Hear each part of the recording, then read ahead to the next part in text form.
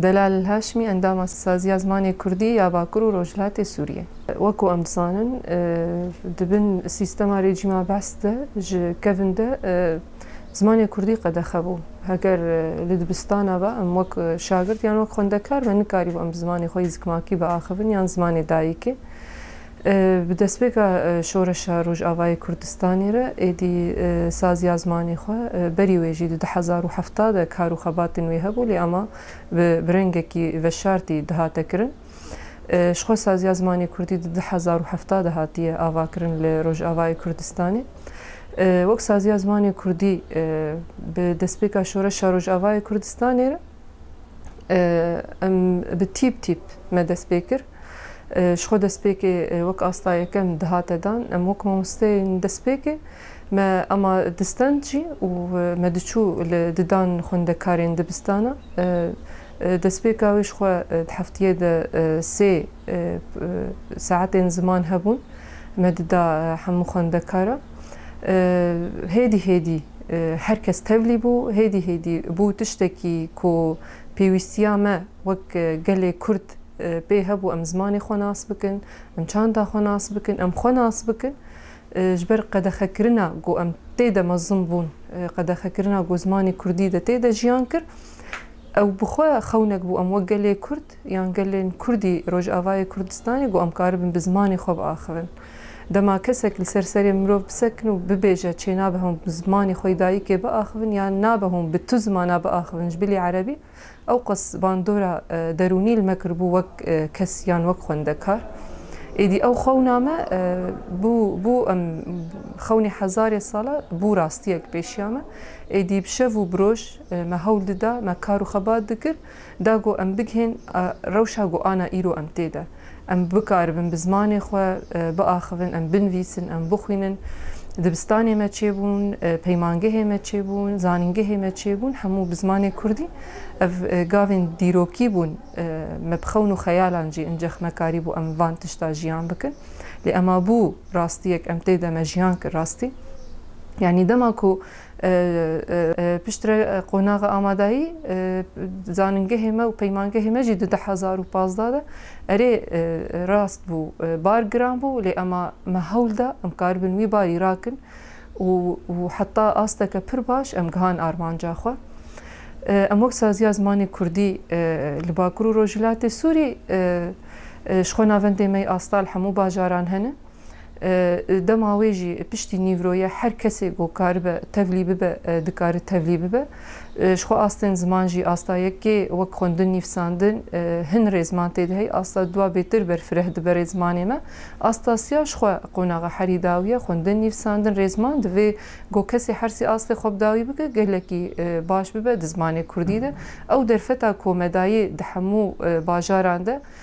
mamoste hazirin demê wan jî diyarin pirtûkê me jî hazirin astê zimanê Kurdî ji her kesî ji pêkhateyê Erebir ji pêkhateyê Kurd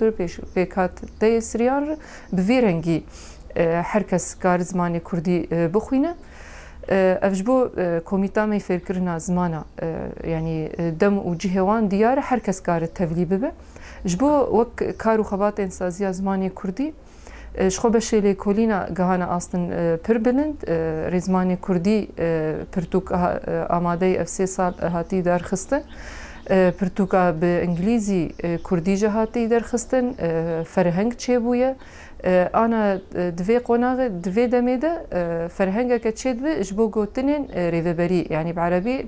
hin astengî yan hin sazî hebûn gotinên îdarî buhar dernetket ana wek saziya zimanê Kurdî kar li ser vê ferhengê tê kirin amadekirin ser tê kirin ji bo got kes astengiya nekşîne gotina bi Kurdî bi Erebî bi İngilîzî bi Siryanî karibe çi gotinê bixwaze li wê ferhengê vegere her gotin tê de diyar e branşê me jî 2015 da ketin dibistana ji xwe ew dema 2015 got branşê me bîrkarî zanyarî civaknasî çand û exlaq bi giştî bûn bi pirtûkên Kurdî xwendekarên Kurd bi Kurdî dixwendin دوێ دەمێدە گاوێ me gavên gelekî mezin me avêtin ji ber her qonağek salekê me hazir kirin. Her qonağek di salekê de hat hazirkirin peymangeh û zanîngeh jî bi wî rengî. Yani ew dema ku tu dibîne xwendekarek ji refayekê heta ana ku zanîngeh dixwîne ya peymangeh dixwîne bi Kurdî ew qas em kêfxweş dibin ji ber ku ew tiştê ku qedexe bû xewnê me bû got Kurdî biaxivin êdî li ser rûyê erdê bûye rastiyek em tê de jiyan dikin. Êdî zanîngeh bi dawî dibe, êdî master çêbûye, ew qas gavên pîroz çêbûne di milê zimanê Kurdî de em gihane wê astê. Ana divê qonağa dîrokî ya ku piştî xistina rejîma Beez ku Sûrî di rewşeke dîrokî de jiyan dike. Ana em wek saziya zimanê Kurdî em hewl didin ku zimanê Kurdî jî weke zimanê Erebî, weke zimanê hemû pêk hateyên din bibe zimanekî fermî li hemû Sûriyê. Her kes kar bi zimanê xwe biaxive,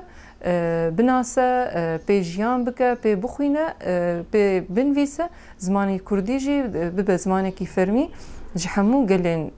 Sûriyê. Li Qamişlo heye, zanîngeh li Reqa heye. Zanîngeha Rojava ji xwe ya ku destpêkê hat avakirin li Qamişlo bû. Bi hezarê xwendekaran tê de dixwînin bi hemû beşê xwe.